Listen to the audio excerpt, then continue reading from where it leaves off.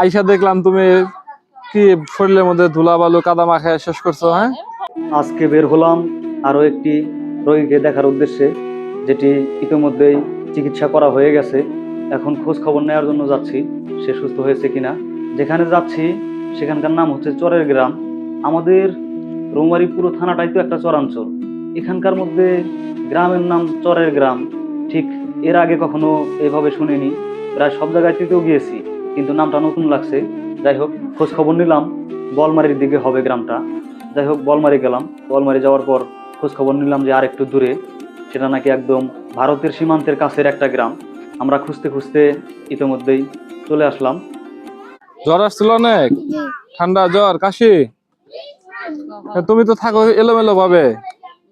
হ্যাঁ, এই যে আইসা আইসা দেখলাম তুমি কি শরীরের মধ্যে ধুলা বালু কাদা মাখায় শেষ করছো। হ্যাঁ, হ্যাঁ, ফুটবল খেলা কোথায়?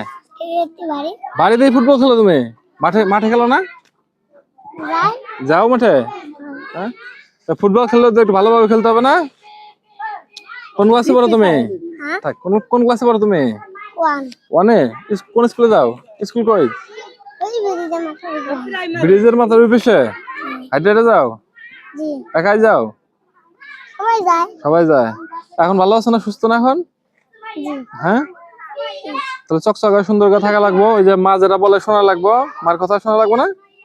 হ্যাঁ, মার কথা তো শোনো না তুমি। হ্যাঁ, বুদ্ধি কি কোথায়? বুড়বাড়ি। বুড়বাড়ি গেছিলা? কোথায় বুড়বাড়ি? দাওয়াত খাইতে গেছিলা?